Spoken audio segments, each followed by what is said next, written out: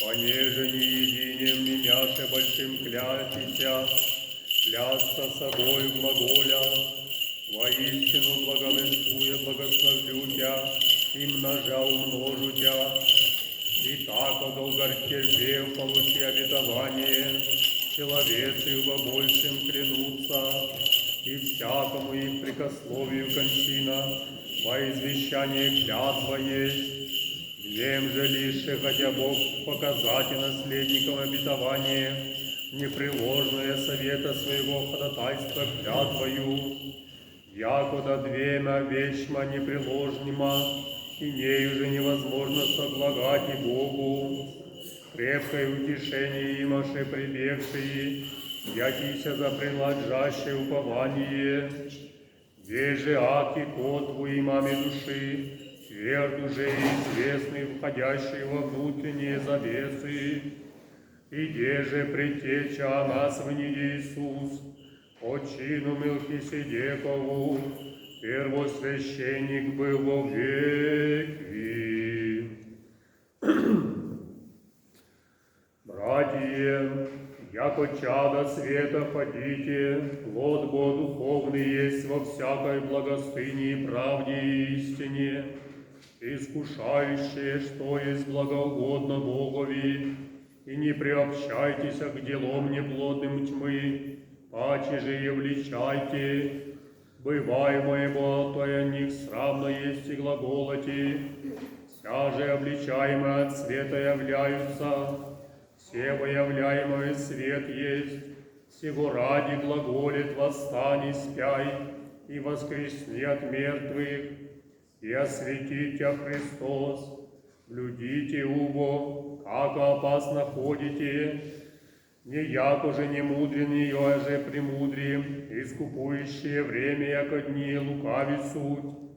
Сего ради не бывайте несмысленни, но разумевающие, что есть воля Божия, и не упивайтесь вином, в нем же есть блуд, но паче исполняйтесь духом, глаголящий сие, во псалмех и пениях, песнях духовных, воспевающие и поющие в сердцах ваших, Господи, Мир Ти читаешь. и Духу Твоему. Аллилуйя, глаз седьмый, благо есть исповедайтесь о Господе, и пейте имени Твоему вышини.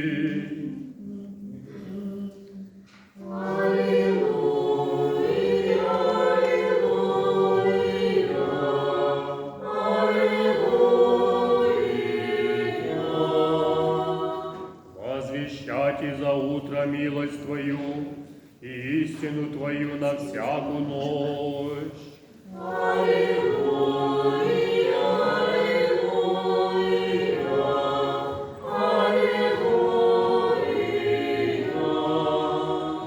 Глаз четвертый.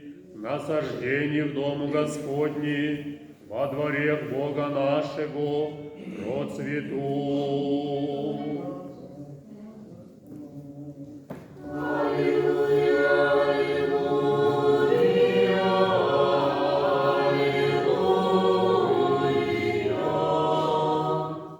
Мира всем.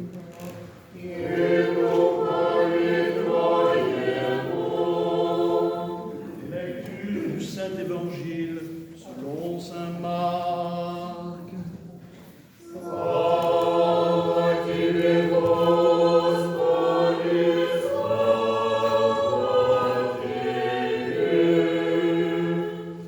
Soyons attentifs.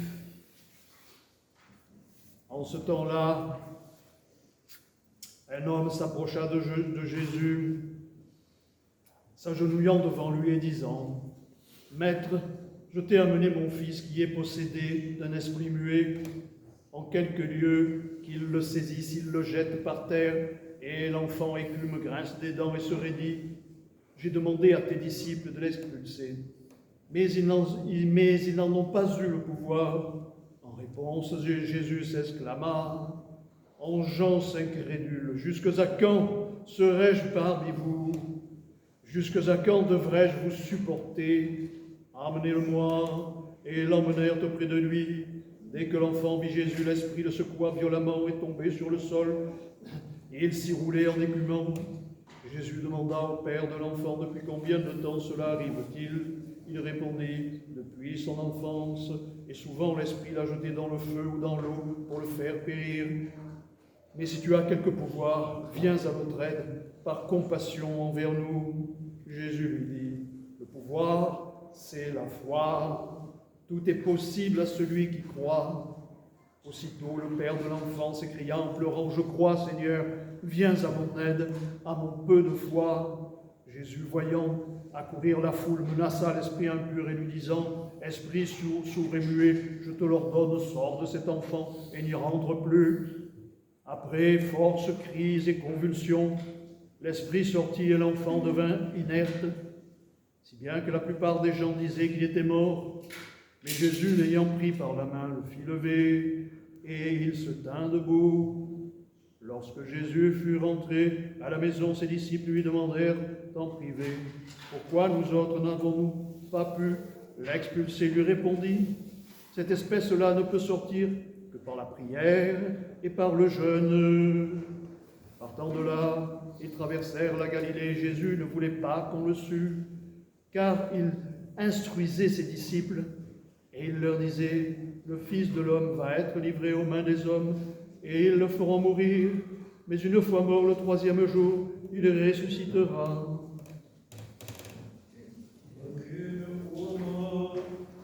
О Иисусе и душе народе мнозе, от Галилеи и Десятиград, и от Иерусалима и Иудеи, и Саона по полу Иордана, узрев же народы, взыди на гору, и севши ему, приступиша к нему ученицы его, и отверз уста свои учащие глаголя, блажени нищие духом, яко тех из Царствия Небесное, блажени плачущие, яко те утешатся, блажени кроцы, яко те наследят землю, блажени алчущие, жаждущие правды, яко те насытятся, блажени милостивые, яко те помилованы будут, блажени чистые сердцем, яко те Бога узрят, блажени миротворцы, яко те сынове Божие нарекутся,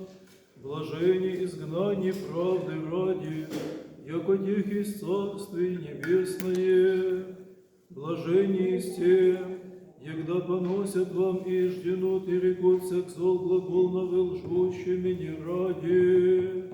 Радуйтесь и веселитесь, яко мзда ваша много на небесе.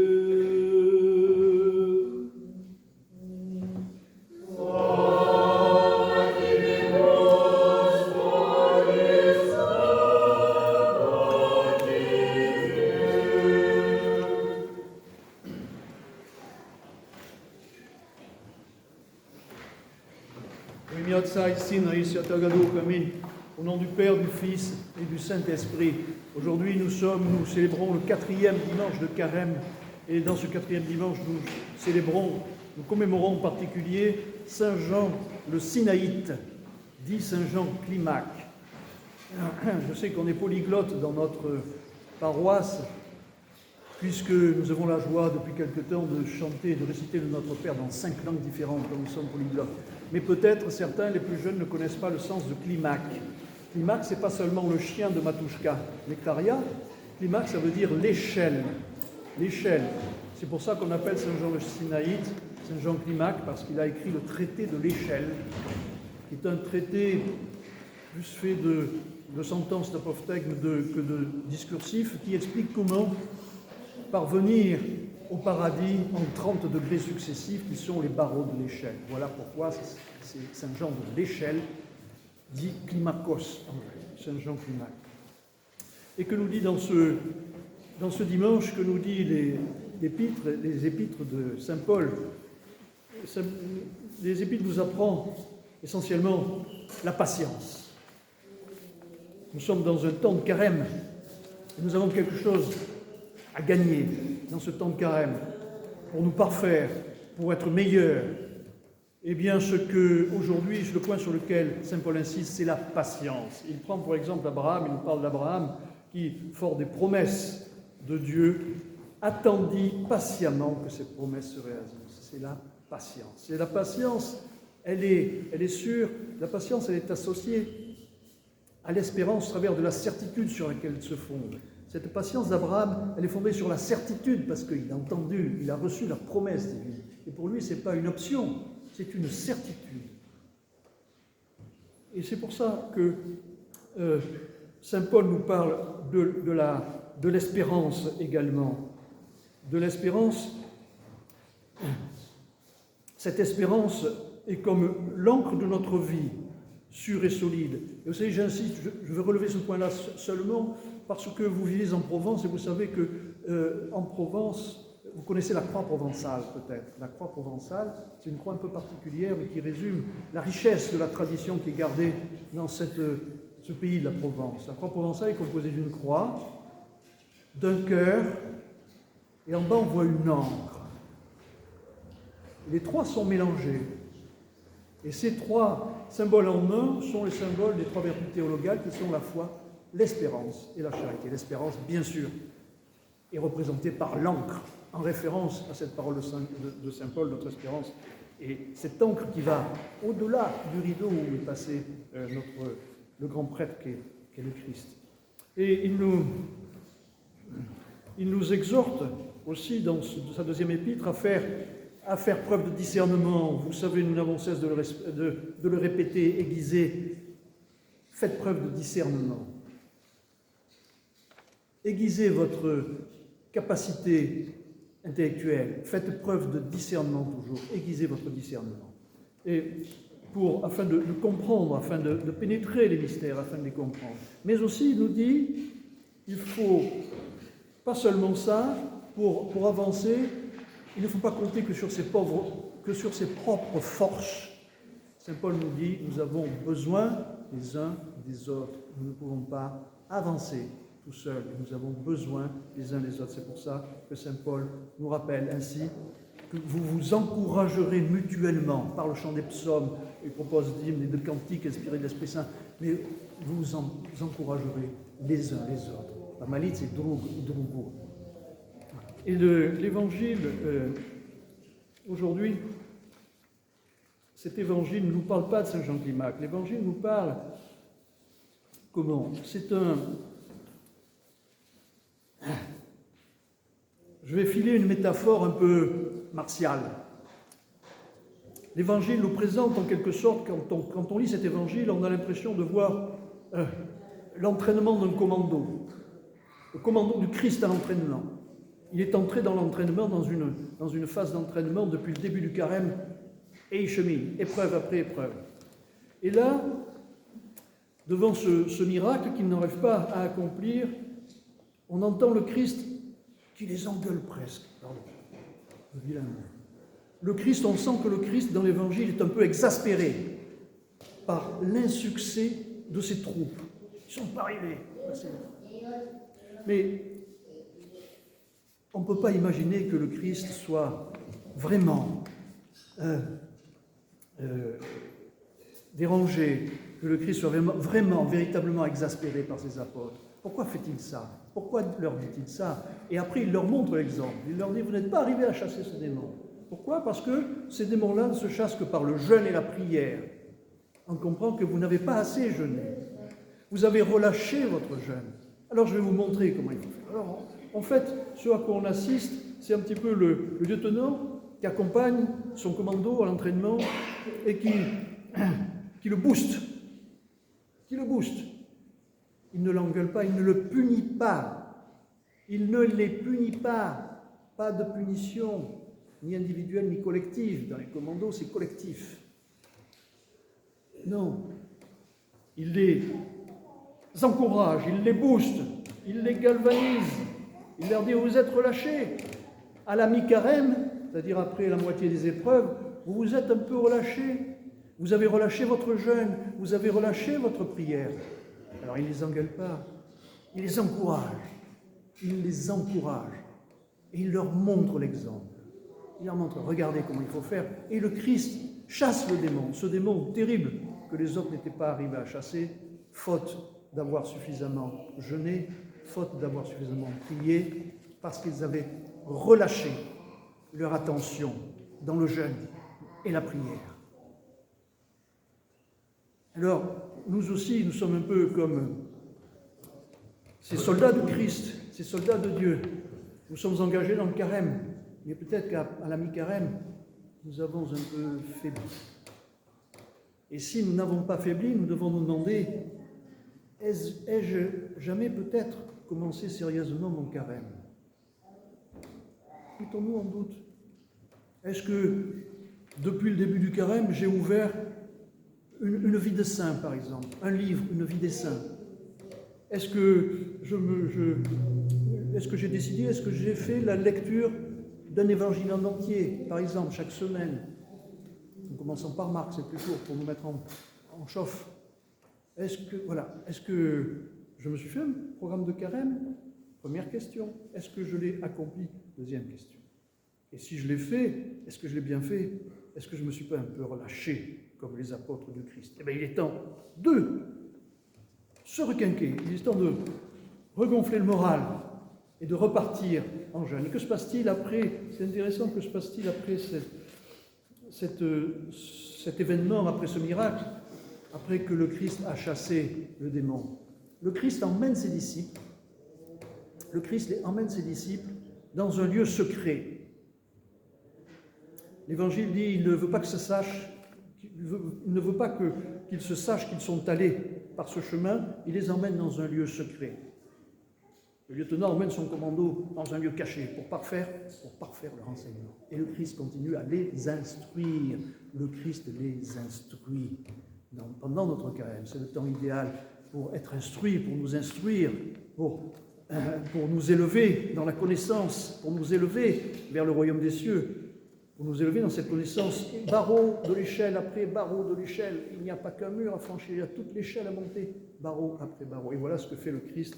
Il enseigne ses disciples le lieutenant enseigne son commando dans un endroit secret pour qu'il soit plus fort et pour qu'il continue et qu'ils réussissent les épreuves suivantes. Ils ont réussi plus ou moins les précédentes. Celle-là, la précédente, ils l'ont ratée. Mais pour qu'ils réussissent les épreuves suivantes. Alors, ce qu'il faut remarquer, si on file cette métaphore, c'est que, à la fois, ce lieutenant qui tient ses troupes est ferme.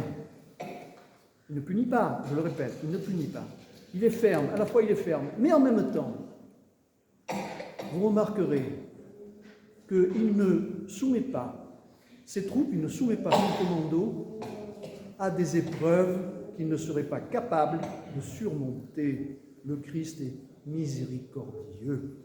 Tout le temps, dans toutes les épreuves auxquelles nous sommes soumis, si nous faisons attention, si nous nous retournons sur nous-mêmes, si nous examinons notre vie passée, dans toutes les épreuves que nous avons traversées, ne pouvons-nous pas voir la présence et l'action de la miséricorde en même temps, la miséricorde divine? Si nous regardons bien dans les événements de notre vie et que nous regardons avec discernement, nous pouvons remarquer que souvent ça aurait pu être pire, souvent ça aurait pu être fatal, souvent ça aurait pu nous briser.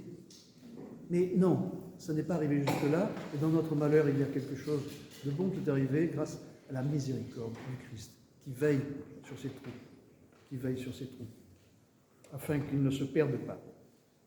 Alors dans cette poursuite du carême, marchons à la suite du Christ en priant notre ange gardien, de nous aider, de nous secourir dans nos moments de faiblesse et de nous garder à droite et à gauche pour nous pousser sur le barreau suivant pour que nous ne tombions pas par mégarde ou par fatigue de cette échelle qu'il nous faut gravir échelon après échelon, et que la très sainte Mère de Dieu nous protège dans son affection maternelle. Amen.